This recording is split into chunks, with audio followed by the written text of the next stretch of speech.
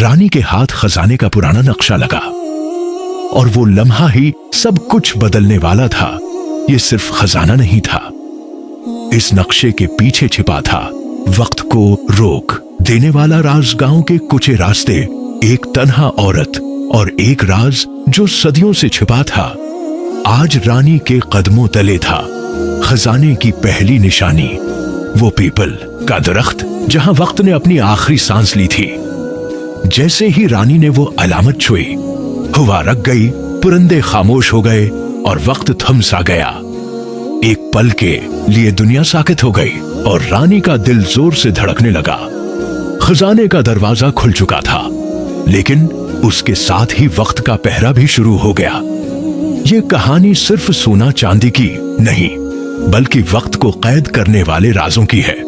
जब रानी ने पहला कदम अंदर रखा, उसकी सांस जैसे कैद हो गई और तब रानी ने देखा वो चीज जो वक्त से भी ज्यादा खतरनाक थी। पत्थर की उस तख्ती पर लिखा था, जिसे खजाना मिले उसके लिए वक्त कभी वैसा नहीं रहता। रानी के हाथ कांपने लगे। वो खजाना अब सिर्फ खजाना नहीं रहा था, वो एक सजा बनने वाला था।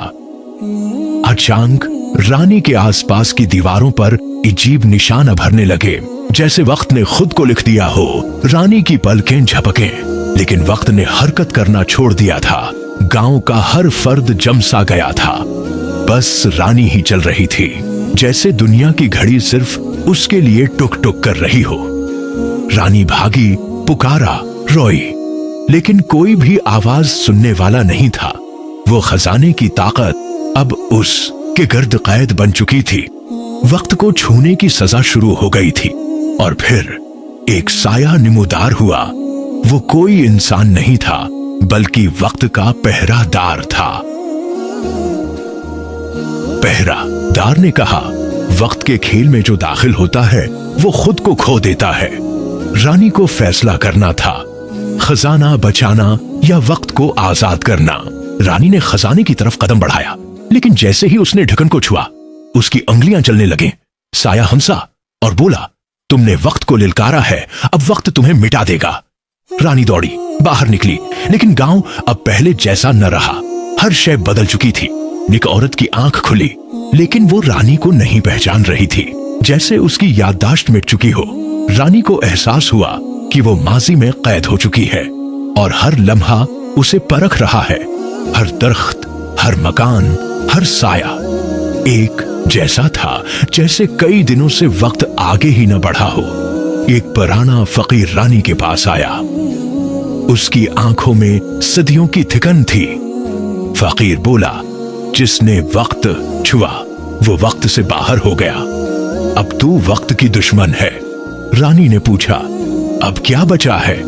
फकीर खामोश रहा, लेकिन उसकी आंखों में दर्द की दास्तान लिखी थी। अचानक जमीन हिलने लगी और खजाने से निकलने वाली रोशनी ने आसमान को चीर डाला।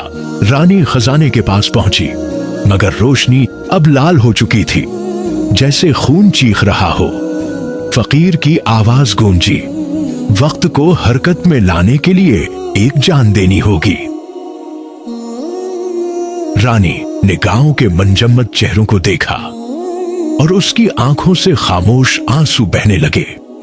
उसने खुद से पूछा, क्या मेरी जिंदगी सबकी जिंदगियों से कम है?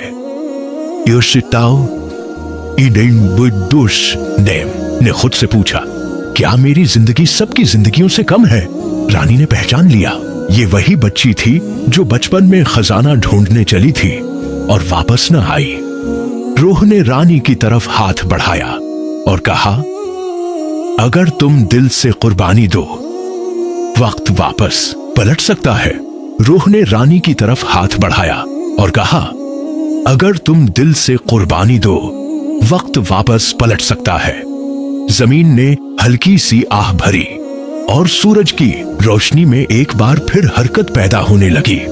रानी बेहोश पड़ी थी, मगर उसका चेहरा सुकून से जगमगा रहा था। उसने सबको वक्त वापस दे दिया था। रानी की आंख खुली। उसके गर्द लोग जमा थे, मगर उनकी आंखों में खौफ छिपा हुआ था। एक बुजुर्ग ने कहा, रानी, खजाने को हाथ लगाने वाला कभी सलामत नहीं रहता। गांव की घंटी खुद ब खुद बजने लगी, जैसे किसी ने खबरदार किया हो। रानी के जिस्म पर नीले निशान जाहिर होने लगे, जैसे कोई निशान ज़दा कर रहा हो। एक छोटे बच्चे ने चीख कर कहा, ये वही निशान है जो उस पिराने लानती नौकर पर थे। रानी ने खजाने की तरफ देखा और वहां स्याह धुआं उठ रहा था। एक साए ने शक्ल अख्तियार की। एक चादर ओढ़े हुए औरत जो खजाने की रखवाली करती थी, वो आवाज में बोली, वक्त का खराज अभी मुकम्मल नहीं हुआ। रानी ने आंखों में आंसू लिए कहा, मैंने सबके लिए कुर्बानी दी, अब क्या बाकी है? रूह ने कहा, जब तक खजाना जमीन में वापस न जाए तुम कैद रहोगी वक्त के दरमियान। रानी के कदमों में जंजीर की रोशनी चमकने लगी, जैसे वक्त उसे रोकने के लिए लपट गया हो। रानी ने जमीन की तरफ झुककर मिट्टी को छुआ और अचानक उसकी आंखों में एक मंजर आया। खजाने की असल हकीकत उसे पता चला। ये खजाना दरअसल एक सजा था जो हर सदी में किसी एक औरत को दी जाती है। रानी ने चीख कर कहा, मैं तुम सबकी कैद खत्म करूंगी, और जंजीरों को खींचने लगी। तभी खजाने में जल्जले जैसी लर्जिश हुई और उसके अंदर की जमीन फटने लगी। गांव के लोग दूर खड़े दुआ करने लगे। सबकी नजरें रानी पर थीं। एक बच्ची आगे बढ़ी और बोली, रानी बाजी, हमें बचा लो। रानी ने बच्ची को सीने से लगा लिया और कहा, अब वक्त को पलटना होगा। उसने खजाने के अंदर हाथ डाला। न डर न लालच, सिर्फ एक इरादा। वक्त की जंजीरें एक एक करके टूटने लगे, जैसे सदियों पुराना क़िफ़्ल खुल गया हो। जंजीरों के टूटते ही जमीन ने एक गहरी आह भरी, जैसे उसने सदियों बाद सुकून का सांस लिया हो। रानी पीछे हटी तो जमीन अचानक फट गई। एक सीढ़ी नमोदार हुई जो अंधेरे में जा रही थी। रानी ने गहरी सांस ली और बिना कुछ कहे उस सीढ़ी में उतरने लगी, जैसे किस्मत ने बुला लिया हो। हर कदम के साथ दीवारें उसकी यादों से बात करने लगे। गुजरे लम्हे जिंदा हो रहे थे। आखिरकार वो एक बड़े कमरे में पहुंची। दरमियान में एक खाली तख्त और अर्द गर्दबंद दरवाजे और तख्त के नीचे एक चमकदार मिट्टी की प्लेट रखी थी, जिस पर एक जमला कुंदा था। वक्त चुहोटा तो कैद मिकमल। रानी ने सोचा, क्या अब भी वक्त उसके हाथ में है या खजाने ने उसके अंदर ही वक्त को कैद कर दिया है? अचानक एक दरवाजा खुद ब खुद खुल गया। अंदर से किसी के चलने की आवाज आ रही थी। वो जो अंदर था उसकी आवाज आई, रानी, तुमने वक्त को आजाद किया है, अब कीमत देनी होगी। रानी ने धीमी आवाज में कहा, कीमत मेरी नहीं, मेरे फैसलों की होगी। और वो दरवाजे की तरफ बढ़ी।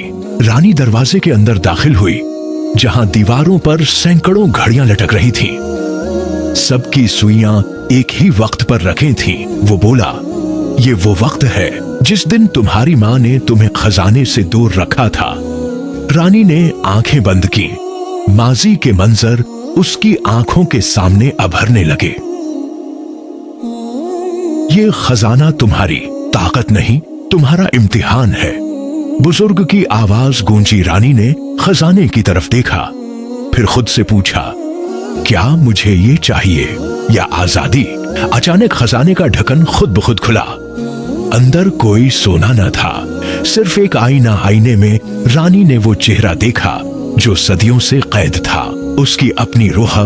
रानी ने आईना उठाया और जो ही उसने पीछे मुड़कर बाहर कदम रखा, सब घड़ियां चलने लगे। गांव में सूरज और रोशन हो गया, जैसे वक्त ने नई जिंदगी को छुआ हो। रानी ने आईना दरख्त के नीचे रखा और कहा, जब कोई दूसरा वक्त में खो जाए उसे रास्ता यही आईना दिखाएगा।